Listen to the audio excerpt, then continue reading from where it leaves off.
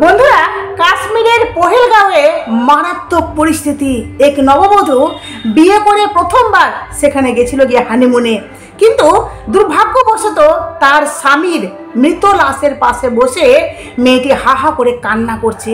মানে বুঝতে পারছেন, সেখানে শুধুমাত্র ধার্মিক কারণে হিন্দু জেনে তাকে ডাইরেক্ট গুলি মেরে সাথে সাথে তাকে মেরে ফেলা হচ্ছে।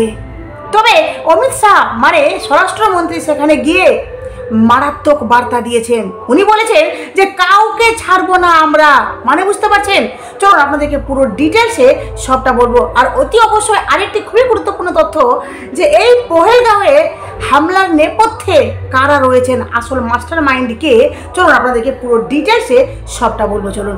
নমস্কার বন্ধুরা, আমি সনকা, আমার নতুন একটি প্রতিবেদনে আপনাদের সকলকে স্বাগত। বন্ধুরা, তো পহেলগাঁওয়ে মারাত্মক পরিস্থিতি, যেখানে শুধুমাত্র মানে যারা ঘুরতে গেছে বহিরাগত পর্যটন তাদেরকে কিন্তু মেরে ফেলা হয়েছে শুধুমাত্র ধার্মিক কারণে। ভাবতে পারছেন যে শুধুমাত্র হিন্দুদের উপর কীভাবে টর্চার করা হচ্ছে। কিছুদিন আগে মুর্শিদাবাদে হলো, তারপরে মালদাতে হয়েছে, এবার কাশ্মীরে।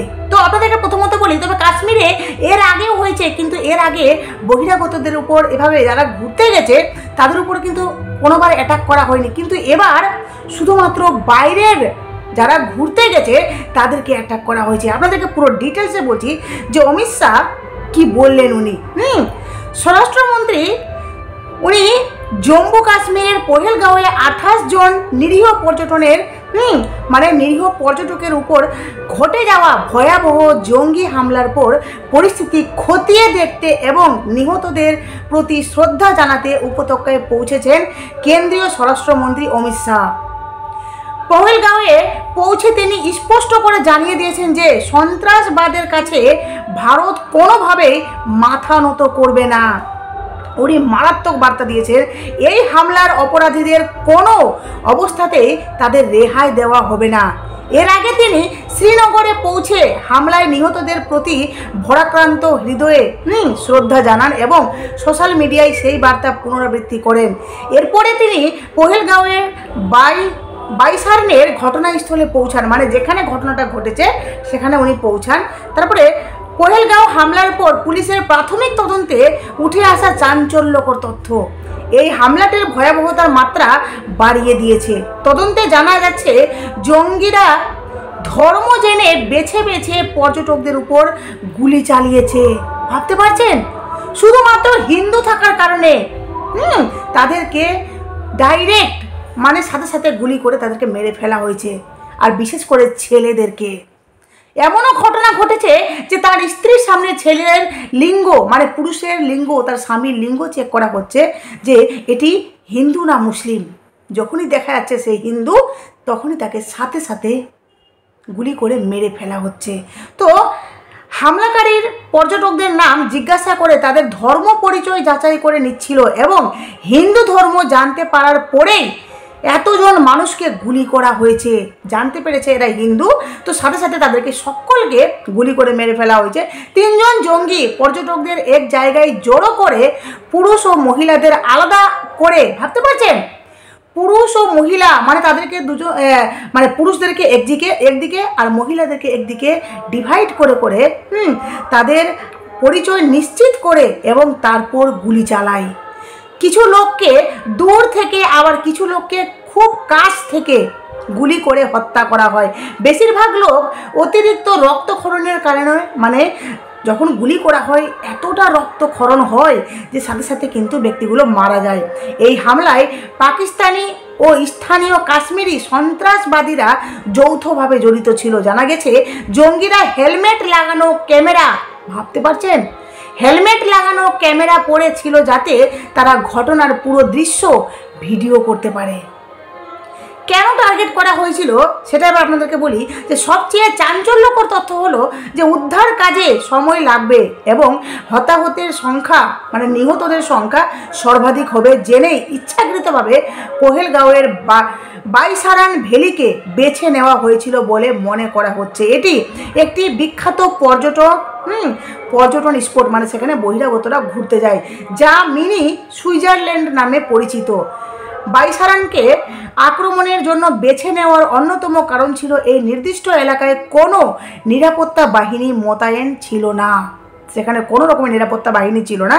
তবে জঙ্গিদের খোঁজে ব্যাপক তল্লাশি ও প্রযুক্তি। হামলাকারী জঙ্গিরা বাইসারানের জঙ্গল ব্যবহার করে পালিয়ে গেছে বলে ধারণা করা হচ্ছে এবং তারা লুকানোর জন্য ঘন জঙ্গলে আস্তানা তৈরি করেছিল। স্থানীয় জঙ্গিদের সাহায্য যারা স্থানীয় ছিল তাদের জঙ্গিদের সাহায্যে তারা সম্ভবত এখন তাদের অবস্থানও পরিবর্তন করে ফেলেছে। তাদের খোঁজে নিরাপত্তা বাহিনী বর্তমানে পহেলগাঁওয়ের জঙ্গলে ব্যাপক তল্লাশি অভিযান চালাচ্ছে।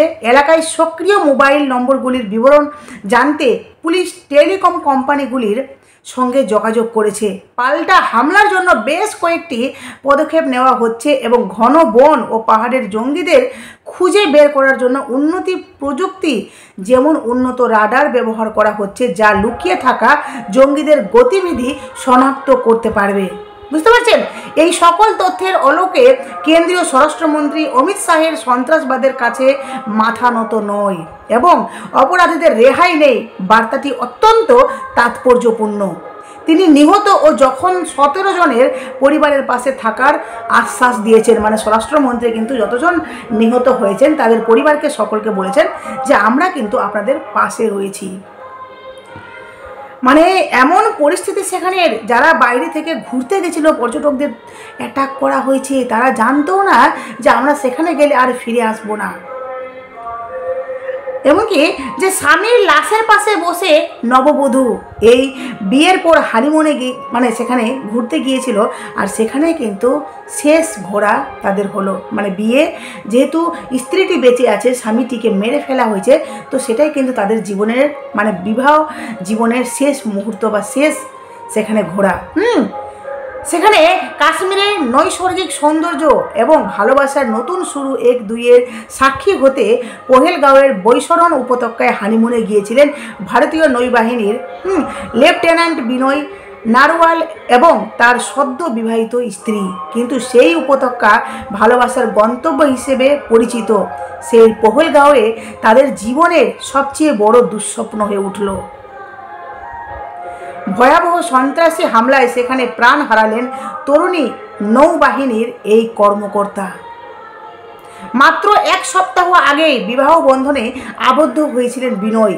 রিসেপশনের পরেই স্বপ্নের হানিমুন কাটাতে স্ত্রীকে সঙ্গে নিয়ে কাশ্মীরে গিয়েছিলেন তিনি। কিন্তু সেই হানিমুন অসময়ে থেমে গেল সন্ত্রাসীদের নির্মম হামলার পর প্রকাশ্যে আসা একটি এই যে হামলার পর যখন প্রকাশ্যে আসে সমস্ত তথ্য, তো একটি হৃদয় বিদারক ছবিতে দেখা যায় রক্তস্নাত বৈশরণ উপত্যকায় মাঝে মৃত স্বামীর পাশে স্তব্ধ হয়ে বসে আছেন বিনয়ের নববধূ। তার চোখে মুখে স্পষ্ট ভয় আর যেন নির্বাক প্রশ্ন, আমরা কি অপরাধ করেছিলাম, আমাদের কি অপরাধ ছিল। কিন্তু পুলিশ সূত্রে যেটা জানা গেছে যে হামলার সময় সন্ত্রাসীরা পুলিশের পোশাক পরে এসেছিল, ফলে পর্যটকদের অনেকেই প্রথমে তাদের আসল উদ্দেশ্য বুঝতে পারেননি বা সন্দেহ করেননি। ওনারা কিন্তু পুলিশের পোশাক পরে সেখানে ঢুকেছে। এই সুযোগ নিয়ে জঙ্গিরা আচমকাই হিন্দু পরিচয়ের পর্যটকদের লক্ষ্য করে এলোপাথারি গুলি চালাতে শুরু করে। এই হামলায় অন্তত 26 জন নিরীহ পর্যটকের মৃত্যু হয়েছে এবং 1 ডজনের বেশি মানুষ গুরুতর জখম হয়েছেন। ভাবতে পারছেন বন্ধুরা, ঠিক সেখানে 1 ডজনের বেশি মানুষ গুরুতর জখম, আর সেখানে কিন্তু 26 জনের মতো মানুষ সেখানে কিন্তু মেরে ফেলা হয়েছে। এবার আপনাদেরকে বলি যেটা খুবই গুরুত্বপূর্ণ, যে পহেলগাঁওতে জঙ্গি হানার মাস্টারমাইন্ড কে? মাস্টারমাইন্ড ছিলেন সাইফুল্লাহ খালিদ। কে এই দুর্ধর্ষ জঙ্গি নেতা? এই ব্যক্তিটির নাম হলো, যিনি মাস্টারমাইন্ড, ওই ব্যক্তিটির নাম হলো সাইফুল্লাহ খালিদ। ওই ব্যক্তিটি কে? এই দুর্ধর্ষ জঙ্গি নেতা কে? ফের রক্তে লাল ভূস্বর্গ কাশ্মীর। প্রধানমন্ত্রী নরেন্দ্র মোদী ও কেন্দ্রীয় স্বরাষ্ট্রমন্ত্রী অমিত শাহের কাশ্মীর শান্ত দাবিকে অসার প্রমাণ করে মঙ্গলবার অনন্তনাগের পহেলগাঁওয়ের বলা হচ্ছে যে পহেলগাঁওয়ের বৈশান উপত্যকায় ভয়াবহ হামলা চালিয়েছে জঙ্গিরা। ওই প্রাণঘাতী হামলায় বাংলার এক পর্যটক সহ ২৬ জন জঙ্গিদের গুলিতে ঝাঁঝরা হয়েছেন বলে খবর। অমরনাথ যাত্রার মুখে ওই হামলা দিল্লির বাবুদের রাতের ঘুম কেড়ে নিয়েছে। পরিস্থিতি সরেজমিনে পর্যালোচনায় রাতেই দিল্লি থেকে শ্রীনগরে দুরু দুরু বুকে নিয়ে ছুটে এসেছেন মোদির ডেপুটি অমিত শাহ। জরুরি বৈঠক করেছেন সেনা সহ নিরাপত্তা বাহিনীর শীর্ষ কর্তাদের সঙ্গে। পহেলগাঁওয়ে নিরীহ পর্যটকদের উপরে জঙ্গি হামলায় মাস্টারমাইন্ড হিসাবে উঠে এসেছে সাইফুল্লাহ খালিদের নাম। মূলত তার নেতৃত্বাধীন দ্য রেজিস্ট্যান্ট ফ্রন্ট বা টিআরএফ এর সদস্যরা হামলা চালিয়েছে বলে নিশ্চিত গোয়েন্দারা। কিন্তু কে এই সাইফুল্লাহ খালিদ? পাক জঙ্গি সংগঠন লস্করি তৈবার প্রতিষ্ঠাতা হাফিজ সঈদের ঘনিষ্ঠ হিসাবে পরিচিত এই সাইফুল্লাহ খালিদ বলা যেতে পারে ডান হাত। 2017 সালে আন্তর্জাতিক চাপে হাফিজ সঈদকে গৃহবন্দী করে পাক সরকার এবং নিষিদ্ধ করা হয় লস্করের মদতপুষ্ট তেহরিকে আজাদি জম্মু অ্যান্ড কাশ্মীর কে নিষিদ্ধ ঘোষণা করা হয়। তারপরে কাশ্মীরে স্বাধীনতার লড়াই চালিয়ে যেতে মিল্লি মুসলিম লীগ নামে নয়া রাজনৈতিক শাখা খোলে হাফিজ সঈদ। সংগঠনের দায়িত্ব তুলে দেওয়া হয় সাইফুল্লাহ খালিদের হাতে। তার সহযোগী হিসাবে বেছে নেওয়া হয় ফয়সাল নাদিম। 2018 সালের এপ্রিলে খালিদকে আন্তর্জাতিক সন্ত্রাসীর তকমা দিয়েছিল মার্কিন অর্থ দপ্তর। গোয়েন্দা সূত্রে খবর, কাশ্মীরে বড় ধরনের জঙ্গি হামলার ছক দীর্ঘদিন ধরেই করছিল। এমনকি হামলা চালানোর জন্যই বাছাই জঙ্গিদের প্রশিক্ষণ দিয়েছিল ফিলিস্তিনি জঙ্গি সংগঠন হামাস। গত অগস্টের কাতারের রাজধানী দোহায় হামাসের রাজনৈতিক শাখার প্রধান খালেদ মেসালের সঙ্গে বৈঠক করেছিল সাইফুল্লাহ ও নাদিম। ওই বৈঠকের খবর পেয়ে উদ্বিগ্ন হয়ে পড়েছিলেন ভারতীয় গোয়েন্দারা। কার্যত তাদের ঘুম উড়ে গিয়েছিল। গত 2 ফেব্রুয়ারি খালেদকে দেখা গিয়েছে পাকিস্তানের পাঞ্জাবের কঙ্গনপুর। পাকিস্তান সেনার এক বড় ব্যাটালিয়ন রয়েছে সেখানে, আর সেই ব্যাটালিয়নের শীর্ষ আধিকারিক কর্নেল জারিন খটকের আমন্ত্রণে সেনা ঘাঁটিতে এক অনুষ্ঠানে ভারত বিরোধী গরম গরম বক্তৃতাও করে সাইফুল্লাহ। খাইবার পাখতুনখোয়াতেও এক সভায় কাশ্মীরকে স্বাধীন করার হুঙ্কার ছুড়েছিল হাফিজ সঈদের ডান হাত। ওই সভায় সাইফুল্লাহ বলেছিল, আজ 2 ফেব্রুয়ারি, বুঝতে পারছেন, 2025, আজ আমি প্রতিজ্ঞা করছি। 2025 ফেব্রুয়ারি মাসের 2 তারিখে সে প্রতিজ্ঞা করেছিল যে আমি প্রতিজ্ঞা করছি 2026 সালের 2 ফেব্রুয়ারির মধ্যে কাশ্মীর আমাদের নিয়ন্ত্রণে নিয়ে আসব। বুঝতে পারছেন? সামনের দিনগুলিতে আমাদের যোদ্ধারা আরও জোরদার হামলা চালাবে। শুধু তাই নয়, পাকিস্তানের অ্যাবোটাবাদেও বেশ কয়েকজন পাকিস্তানি যুবককে নিয়ে এক কর্মশালার আয়োজন করা হয়েছিল। সেখানেও কাশ্মীরকে মুক্ত করার জন্য পাকিস্তানি যুবকদের আত্মবলিদান দিতে তৈরি হওয়ার নির্দেশ দেয় সাইফুল্লাহ। কি মারাত্মক পরিস্থিতি, যেখানে ওনারা প্রতিজ্ঞা নিজেকে একটা প্রতিশ্রুতি দিয়ে ফেলেছেন যে আমরা 2026-এর মধ্যে কাশ্মীরকে পুরো নিজের ক্যাপচারে করে ফেলব। বলতে পারেন যে সেখানে পুরো আমাদের রাজত্ব চলবে। যার জন্য কিন্তু এই সমস্তটা করেছেন এই সাইফুল্লাহ খালিদ। ভাবতে পারছেন, এই হলো গিয়ে মাস্টার মাইন্ড। পুরোটা সামনে আসছে, এক এক করে সামনে আসে, তবে রেহাই পাবেন না, সেটা কিন্তু পুরোটা জানিয়ে দিয়েছেন স্বরাষ্ট্রমন্ত্রী। কারণ মাথা ঝুঁকাবে না ওনারা, তবে এদেরকে ধরবে, কিন্তু সময় লাগবে। যাই হোক, এখানেই শেষ করলাম। অবশ্যই আপনাদের মূল্যবান মতামত কমেন্ট বক্সে দেবেন। নতুন থাকলে চ্যানেলটি সাবস্ক্রাইব করে নোটিফিকেশনের উপরে পাশে থাকবে।